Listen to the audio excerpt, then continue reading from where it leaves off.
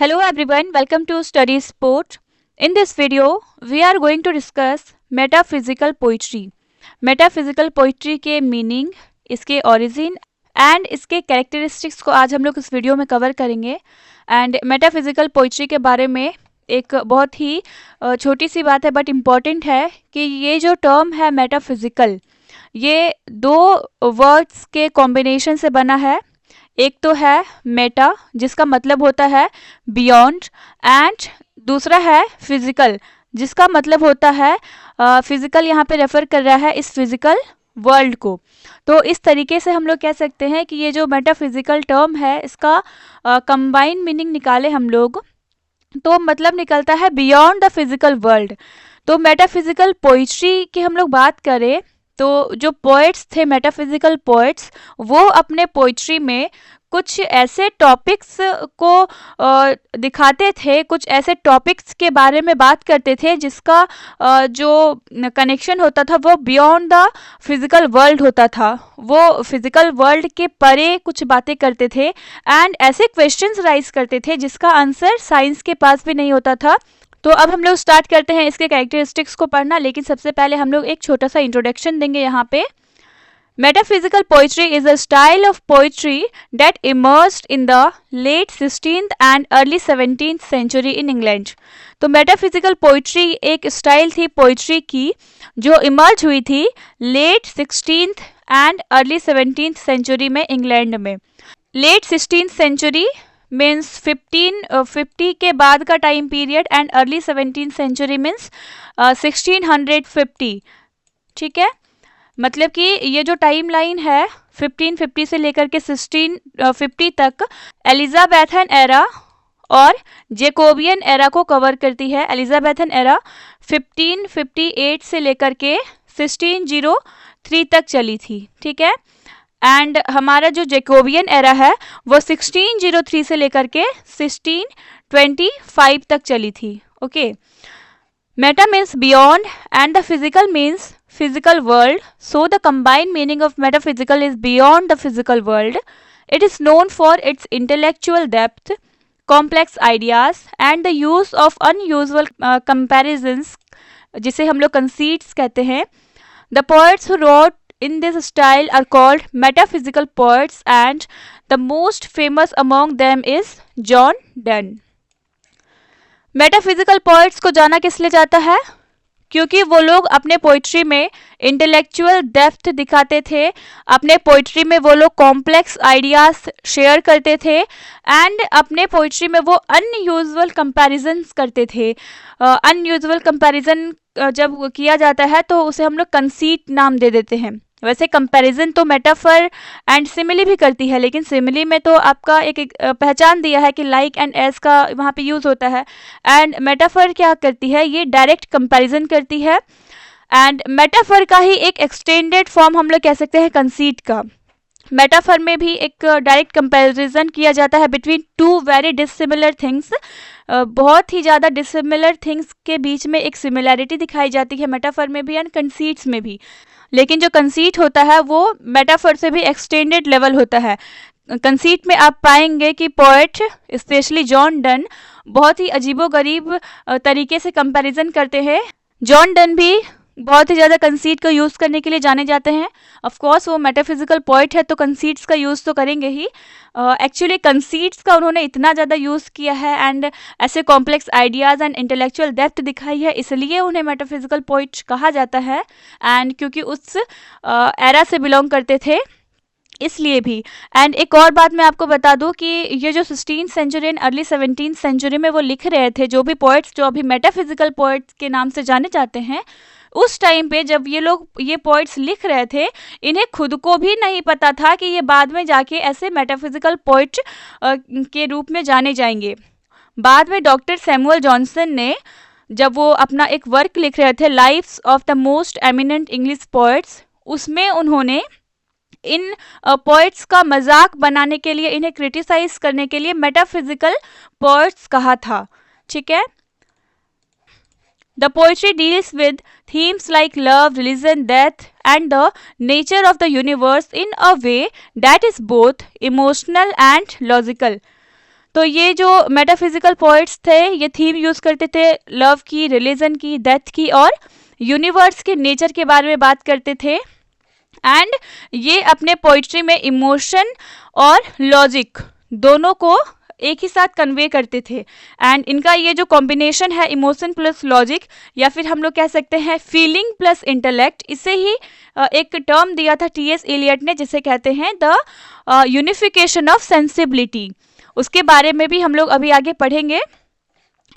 The poets use arguments, paradoxes and the metaphors to present their ideas in a unique way. ये जो metaphysical poets थे वो arguments देते थे अपने पोइट्री में, पैराडॉक्स यूज करते थे। पैराडॉक्स का मतलब होता है कॉन्ट्राडिक्टरी थिंग्स के बारे में बात करना। एंड मेटाफर्स मैंने आपको बता दिया, कंपैरिजन, डायरेक्ट कंपैरिजन करते थे between two very dissimilar things. और ये सब करके वो प्रेजेंट करते थे अपने आइडियाज को एक यूनिक वे में।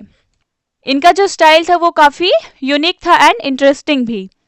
अब हम लोग थोड़ा सा ओरिजिन देख लेते हैं इस टर्म का, मेटाफिजिकल पोइट्री का। The term metaphysical was first used by doctor Samuel Johnson in his book lives of the most eminent English poets published in 1779 to 1781। Metaphysical poetry ये जो टर्म यूज हुआ था सबसे पहले इसे यूज किया था डॉक्टर सैमुअल जॉनसन ने अपने work lives of the most eminent English poets में, जो कि पब्लिश हुई थी 1779 से लेकर के 1781 तक।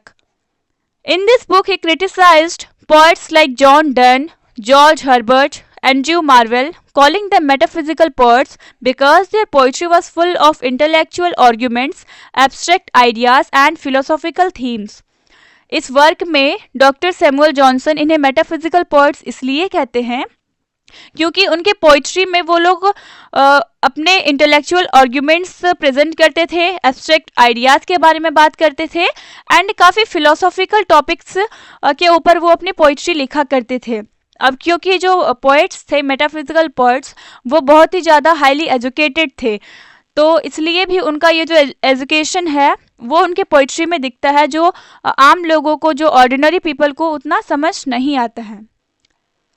Even though Johnson means it as a criticism today, the term metaphysical poetry is used to describe a unique and highly respected style of poetry। भले ही डॉक्टर सैमुअल जॉनसन ने इस मेटाफिजिकल पोइट्री को एक मजाक के तरह यूज़ किया था, क्रिटिसाइज करने के लिए यूज़ किया था, लेकिन आज इस टर्म को, इस मेटाफिजिकल पोइट्री को एक रिस्पेक्टेड स्टाइल ऑफ पोइट्री माना जाता है। अब हम लोग वन बाय वन करके इसके कैरेक्टरिस्टिक्स को देखेंगे एंड यहाँ पे मैं आपको कुछ इजी एंड रिलेटेबल एग्जांपल्स दूंगी जिससे आपको इंटरेस्टिंग भी लगेगा एंड ये टॉपिक अच्छे से याद भी रहेगा। ओके, सो सबसे पहला हमारा है यहाँ पे characteristics, unification of sensibility. This concept was introduced by T S. Eliot in his essay the metaphysical poets 1921। तो ये जो कॉन्सेप्ट है इसे इंट्रोड्यूस किया था टी.एस. एलियट ने अपने एसे में, जिसका टाइटल है द मेटाफिजिकल पोएट्स, जो कि पब्लिश हुई थी 1921 में। He argued that metaphysical poets were able to blend deep emotions with intellectual reasoning। T S. Eliot argue करते हैं, एक्चुअली ये जो एसे है ना the metaphysical poets, T S. Eliot ने इस एसे को डॉक्टर सैमुअल जॉनसन का जो उनका वर्क था lives of the most eminent English poets, उनके रिस्पॉन्स में उन्होंने लिखा था मेटाफिजिकल पोएट्स को डिफेंड करते हुए।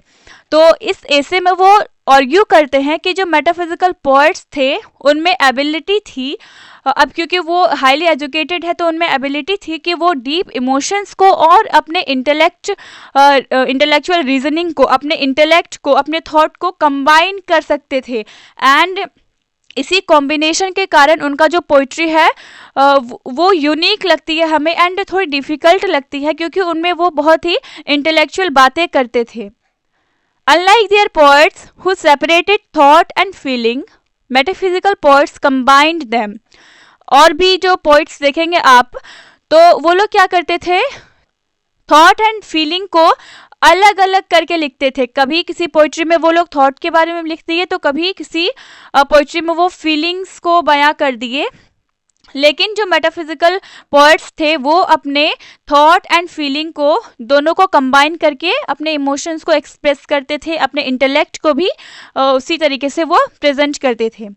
For example, in John Donne's the good morrow he expresses both philosophical ideas and deep emotions about love. अब एग्जाम्पल में देखें हम लोग तो जॉन डन का ही एक पोम है द गुड मॉरो, जिसमें वो एक्सप्रेस करते हैं अपने फिलोसॉफिकल आइडियाज़ को एंड अपने डीप इमोशंस को। किसके बारे में? लव के बारे में।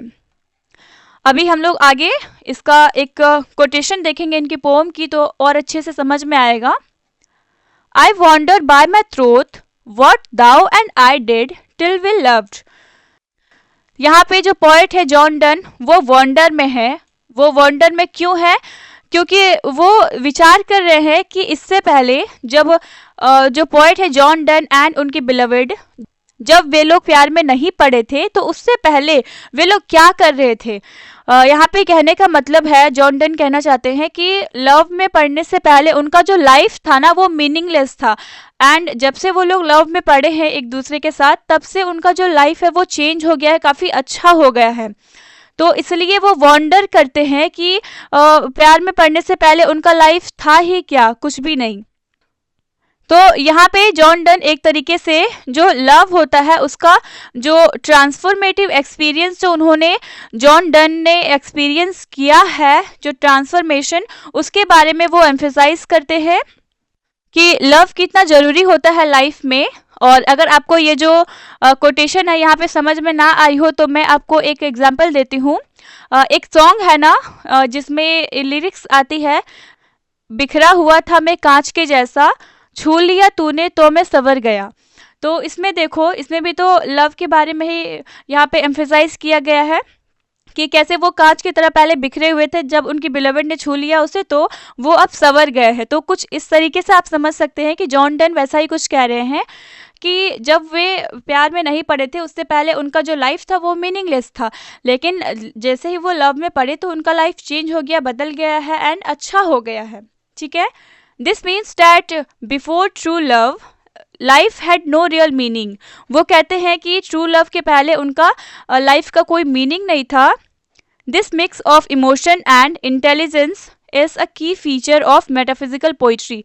एंड ये जो मिक्सचर है इमोशन प्लस इंटेलिजेंस का, ये एक की फीचर माना जाता है मेटाफिजिकल पोइट्री का। एंड यहाँ पे जो मैंने एग्जांपल दिया आपको उसे आप ज़्यादा सीरियसली मत लेना, वो मैं आपको समझाने के लिए दी हूँ ताकि आपको अच्छे से याद भी रहे एंड आपको समझने में कोई प्रॉब्लम ना हो। देन हमारा दूसरा की फीचर है metaphysical conceits, extended and unusual comparisons. A metaphysical conceit is an extended metaphor that compares two things that are very different from each other. Metaphysical conceit ये एक एक्सटेंडेड फॉर्म होती है मेटाफर की ही, जो कंपेयर करती है दो चीज़ों को जो बहुत ही डिफरेंट होते हैं एक दूसरे से। These comparisons are often intellectual and surprising. और ये जो कंसीट में मेटाफिजिकल पोइट कंपेयर करते हैं दो बहुत ही अलग चीज़ों को, तो उनका ये जो कंपैरिजन होता है वो बहुत ही ज़्यादा इंटेलेक्चुअल होता है एंड सरप्राइजिंग भी होता है। For example, in a valediction forbidding mourning, John Donne compares two lovers to a compass, saying that even when they are apart, they remain connected. तो एक एग्जाम्पल है जॉन डन की ही pome का जिसका title है अ वैलेडिक्शन फॉरबाइडिंग मॉर्निंग। तो इसमें John Donne क्या करते हैं, कंपेयर करते हैं टू लवर्स को। किससे कंपेयर करते हैं? एक कंपास से, जो हम लोग मैथ्स में यूज़ करते थे ना, वो कंपास जिसमें ऐसे दो लेग्स बने हुए होते थे, एक तो यहाँ पे फिक्स रहता था और यहाँ पे हम लोग पेंसिल फंसा के इसे यूज़ करते थे एक सर्कल बनाने के लिए, कुछ इस टाइप का। तो इसी के साथ जो जॉन डन है वो कंपेयर करते हैं टू लवर्स को। वो कहते हैं कि टू लवर्स ठीक ऐसे ही एक कंपास के दो पैरों की तरह है, जो एक फिक्स रहता है एंड दूसरा मूव करते रहता है। एंड इवन दो ये जो दूसरा वाला लेग है ये मूव करता है इधर उधर, लेकिन फिर भी वो यहाँ ऊपर से क्या होता है, कनेक्टेड होता है। तो यहाँ पे लाइंस पढ़ते हैं, if they be two they are two so as stiff twin compasses are two. वो कहते हैं जॉन डन की अगर वे एंड उनकी जो बिलवड है वे दोनों दो अलग अलग पर्सन है, लेकिन वो दो अलग अलग पर्सन ठीक उसी तरह वो जो कंपास है जिसके दो लेग्स होते हैं उसकी तरह है, जो भले ही इधर उधर एक कंपास मूव करता हो, एक लेग कंपास की मूव करती हो, फिर भी ये दोनों क्या होते हैं, ऊपर से स्टिफ होते हैं, ऊपर से कनेक्टेड होते हैं। यहाँ पे कहने का मतलब है कि जो पोएट है वो अपनी बिलवड के साथ या फिर जो लवर्स होते हैं वो एक दूसरे से स्पिरिचुअली कनेक्टेड होते हैं। यहाँ पे हम लोग एक छोटा सा एग्जांपल ले तो आप समझ सकते हो कि यहाँ पे दो जिस्म एंड एक जान की बात हो रही है। This type of bold and surprising metaphor is a signature feature of metaphysical poetry. इस टाइप की ये जो bold and surprising metaphor है ये एक signature feature मानी जाती है metaphysical poetry की। signature feature का मतलब होता है एक special feature जो काफ़ी unique हो। अब है हमारा प्लेटोनिक लव, जिसे स्पिरिचुअल और इंटेलेक्चुअल लव भी कहते हैं। Metaphysical poetry often explores themes beyond the physical level. Metaphysical poetry explore करती है लव को जो इस फिजिकल लेवल से परे हो, इस फिजिकल वर्ल्ड से परे हो। This is called platonic love and इसे ही हम लोग प्लेटोनिक लव कहते हैं, जहाँ where the focus is on the soul and mind rather than physical attraction. And platonic love में जो फोकस होता है वो सोल एंड माइंड पर होता है, ना कि फिजिकल अट्रैक्शन पर। In a valediction forbidding mourning, Donne suggests that true love exists in the soul and it does not depend on the physical presence. अब हम लोग यहाँ पे एक एग्जाम्पल लेते हैं, इनकी ही एक पोम, जॉन डन की एक पोम, वही अ वैलिडिक्शन फॉरबाइडिंग मॉर्निंग में, उसमें जॉन डन सजेस्ट करते हैं कि जो ट्रू लव होता है वो सोल में एग्जिस्ट करती है, ना कि फिजिकल प्रेजेंस में। ये डिपेंडेंट नहीं होती है फिजिकल प्रेजेंस में, ठीक है। यहाँ पे कोटेशन है इनका पोम का, our two souls therefore which are one though I must go endure not yet a breach but an expansion. John Donne कहते हैं कि उनका जो दो सोल है, एक सोल उनकी बिलवड का एंड दूसरा उनका खुद का मीन्स जॉन डन का, वो दो है लेकिन फिर भी वो एक है, विच आर वन, क्योंकि इवन दो जो आई मस्ट गो, जो हमारे पोएट हैं जॉन डन, वो कहीं दूर जा सकते हैं, लीव कर सकते हैं अपनी बिलवड को, लेकिन endure not yet a breach, लेकिन फिर भी उनके बीच दूरी नहीं आएगी, उनके बीच में कोई ब्रीच नहीं होगा। ब्रीच मीन्स होता है सेपरेशन और ब्रेक, उनके बीच में कोई ब्रेक ना कोई सेपरेशन होगा, बट एन एक्सपेंशन, बल्कि उनके लव में एक्सपेंशन होगा, मीन्स इंक्रीज होगा उनका लव। पोएट कहते हैं कि भले ही जॉन डन अपने बिलवड से अलग हो जाए, लेकिन फिर भी वे दोनों कभी अलग नहीं हो सकते, क्योंकि दो जिस्म एक जहाँ है ना, तो वो फिजिकली डिस्टेंस में रह सकते हैं, लेकिन फिर भी वो स्पिरिचुअली कनेक्टेड रहेंगे एक दूसरे के साथ, क्योंकि यहाँ पे बात की जा रही है प्लेटोनिक लव की। अब मैं इसका एक एग्जांपल देती हूँ आपको, ताकि आपको और अच्छे से समझ आए एंड लंबे समय तक याद रहे। तो जैसे सोना को हम लोग खींचते जाते हैं तो वो क्या होता है, लंबा होता है, ना कि वो कम होता है या फिर ना ही वो ख़त्म होता है। भले ही वो थीन होता है, बट वो जितना खींचोगे आप सोना को वो उतना और लॉन्ग होते जाता है। ठीक उसी तरह से यहाँ हम लोग समझ सकते हैं कि जो कपल्स होते हैं वो एक दूसरे से, अगर ट्रू लव है तो ही, यहाँ पे आजकल के मैं फेक लव की बात नहीं कर रही हूँ, ट्रू लव है तो अगर आप अपने बिलवड से दूर भी जाओगे फिर भी वे लोग एक दूसरे से कनेक्टेड रहते हैं स्पिरिचुअली, ठीक है। This means that even if lovers are physically apart, their love remains strong and grows deeper. कहने का मतलब है कि अगर लवर्स फिजिकली अपार्ट हो सकते हैं, दूर हो सकते हैं, लेकिन उनका जो लव है वो और ज़्यादा स्ट्रांग होते जाता है और ज़्यादा गहरा होते जाता है। ठीक है, फिर हमारा फोर्थ पॉइंट है यूज ऑफ विट, जिसे हम लोग क्लेवरनेस, प्लेफुलनेस या फिर वर्ड प्ले भी कहते हैं। Metaphysical poets used intellectual humour and clever arguments in their poetry. Metaphysical poets अपने पोइट्री में इंटेलेक्चुअल ह्यूमर यूज करते थे एंड काफ़ी क्लेवरली आर्ग्यू करते थे, एंड इसी टाइप के ह्यूमर को हम लोग विट कहते हैं। अब यहाँ पे ये जो क्लेवर आर्ग्यूमेंट है, इसे हम लोग और अच्छे से एक कोटेशन से समझेंगे कि किस तरीके से एक फ्लिया का एग्जाम्पल लेकर के जॉन डन अपनी बिलवर्ड को परसुएड कर रहे हैं कि वो उनके साथ रहे एंड उनके लव को रिजेक्ट ना करे। For example, in the Flia, John Donne uses a Flia as an argument to convince his lover to be with him. He says that since the Flia has already mixed their blood by biting them, they are already united. तो John Donne कहते हैं, एक फ्लिया उनका एक work है, pome है, जिसमें John Donne Phulia का एग्जाम्पल लेते हैं और यू करते हैं वो अपने बिलवर्ड को कन्वाइंस करने के लिए कि उनके साथ रहे वो, क्योंकि वो जो फ्लिया थी उसने क्या किया, सबसे पहले तो पोएट को उसने पोएट का ब्लड उसने पिया, मीन्स उसे काटा, एंड देन उसने क्या किया, फ्लिया ने उनके बिलवर्ड को भी बाइट किया, उसका भी खून पिया। तो अभी क्या है, उस फ्लिया में पोएट का एंड उनकी बिलवर्ड का दोनों का जो ब्लड है वो मिंगल हो गया है इस फ्लिया में। ठीक है, तो अब क्या है, तो इस तरीके से इन दोनों का ब्लड अब जब मिंगल हो गया इस फ्लिया में, तो कोई सेंस नहीं बनता कि पोएट की बिलवर्ड अब पोएट को रिजेक्ट करे उनके साथ रहने से। यहाँ पे देखो एक कोटेशन है द फ्लिया से ही, मार्क बट दिस फ्लिया, कि इस फ्लिया को मार्क करो, एंड मार्क इन दिस, उसमें जो मार्क है उसे नोटिस करो, how little that which thou deniest me is.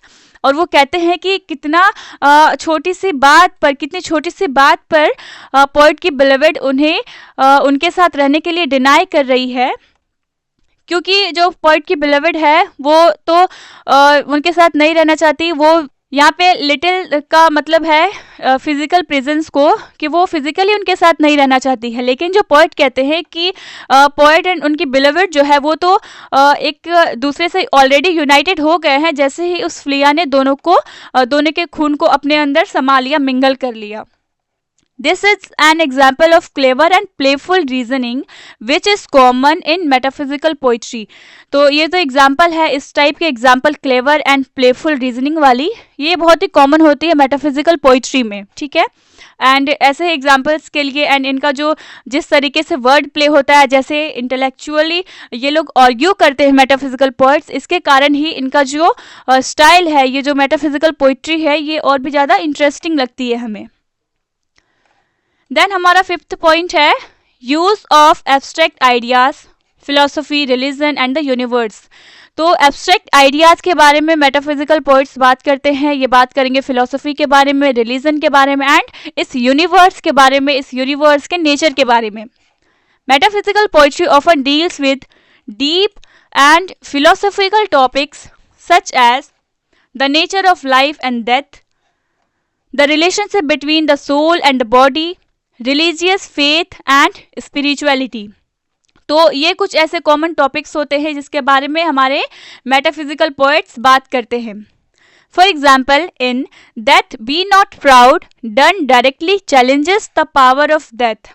अब एक और एग्जाम्पल ले लेते हैं हम लोग जॉन डन की ही पोम की, जिसका टाइटल है डेथ बी नॉट प्राउड, जिसमें जॉन डन डेथ को ही चैलेंज करते हैं, एक्चुअली डेथ के पावर को वो चैलेंज करते हैं कि डेथ तुम कुछ नहीं कर सकते, तुम्हारा काम ही है लोगों को मृत्यु देना एंड तुम उस चीज़ में भी सक्सेस नहीं हो पाते हो। तो इस तरीके से हम लोग कह सकते हैं कि तुम्हारा कोई अस्तित्व ही नहीं है, तो तुम खुद ही मर गए हो, ऐसा कुछ कहते हैं जॉन डन। अभी हम लोग आगे एक कोटेशन से समझेंगे और अच्छे से। One short sleep past, we wake eternally, and death shall be no more, that thou shalt die. John Donne कहते हैं कि एक शॉर्ट स्लीप जब पास्ट हो जाएगी, जब ख़त्म हो जाएगी। एक्चुअली यहाँ पे वन शॉर्ट स्लीप डेथ के बारे में ही बात की गई है कि जो डेथ होती है वो इंसानों को क्या कर सकती है, कुछ थोड़े से समय के लिए सुला सकती है। एक्चुअली बात क्या है कि ऐसा बिलीफ है ना कि डेथ के बाद इंसान या तो हेवन में जाता है या फिर हेल में जाता है। एंड इन दोनों ही सूरतों में, हेल में जाओ या फिर हेवन में जाओ, इसके बाद तो फिर तुम जिंदा ही रहोगे। एक्चुअली उसके बाद डेथ तुम्हें और कुछ नहीं कर सकती। डेथ क्या करती है, सिर्फ एक थोड़े से समय के लिए इंसानों को सुला सकती है और कुछ नहीं कर सकती। एंड वो थोड़ा सा समय जब पार हो जाता है तो हम लोग क्या होते हैं, एटर्नली वेक हो जाते हैं। उसके बाद हम लोगों का डेथ कुछ नहीं बिगाड़ सकती। And death shall be no more. और उसके बाद जब हम लोग हेवन या फिर हेल कहीं भी जाओगे, उसके बाद वहाँ पे डेथ नहीं होती है। तो हम लोग कह सकते हैं कि इस तरीके से डेथ खुद ही मर जाएगा, डेथ का कोई अस्तित्व ही नहीं रहेगा। Here Dunn presents the idea that death is just a temporary sleep and the soul will live forever. तो यहाँ पे जॉन डन प्रेजेंट करते हैं इस आइडिया को कि डेथ जो है ये एक टेम्परेरी स्लीप होती है, क्योंकि ये हमारे बॉडी को सिर्फ थोड़े से समय के लिए सुला सकती है, लेकिन हमारे सोल को कभी ये मार नहीं सकती। हमारा जो सोल है वो जिंदा रहता है हमेशा के लिए। एंड ये सोल हेवन या फिर हेल इन्हीं दो जगहों में से कहीं रहेगा। देन हम लोग अब देख लेते हैं मेजर मेटाफिजिकल पोएट्स एंड उनकी पोइट्री को। यहाँ पे हमने अब तक जो कुछ भी एग्जांपल्स देखे वो सिर्फ जॉन डन के थी। एंड थोड़े कुछ और पोएट्स एंड उनके poetry, means metaphysical poet and उनके पोइट्री को देख लेना ज़्यादा इंपॉर्टेंट है, क्योंकि कहीं से भी क्वेश्चन पूछा जा सकता है। मेटाफिजिकल पोइट्री ही हमारे सिलेबस में है इसलिए। सो जॉन डन का तो हम लोगों ने देख लिया, द फ्लिया है, द सन राइजिंग है, वैलेडिक्शन फॉरबाइडिंग मॉर्निंग है। अब हम लोग देखते हैं एंड्रयू मार्वेल की। एंड्रयू मार्वेल का एक पोइट्री है टू हिज कोई मिस्ट्रेस, देन है डेफिनेशन ऑफ लव। ये दोनों मेजर हैं इसलिए मैंने यहाँ पे मेंशन किया, वैसे तो और भी कई सारे पोइट्री इन्होंने लिख रखी है। देन थर्ड है जॉर्ज हर्बर्ट, जिनकी पोइट्री है the collar, the temple, the pulley. And fourth number पे है हेनरी वुहान, सीलेक्स साइंटिलियन, इनका एक मेजर मेटाफिजिकल पोइट्री है। सो फाइनली अब हम लोग कंक्लूजन में पहुंच गए हैं। Metaphysical poetry is a unique and intellectual style of poetry that combines deep emotions and logical arguments and philosophical themes. Metaphysical poetry क्या है? ये एक यूनिक और इंटेलेक्चुअल स्टाइल ऑफ पोइट्री है जो कंबाइन करती है डीप इमोशंस को, लॉजिकल आर्ग्यूमेंट्स को एंड फिलोसॉफिकल थीम्स को। It is characterized by, and metaphysical poetry के कुछ यहाँ पे फीचर्स जो हम लोग ऊपर पढ़े थे, यहाँ पे फिर से आप देख सकते हो।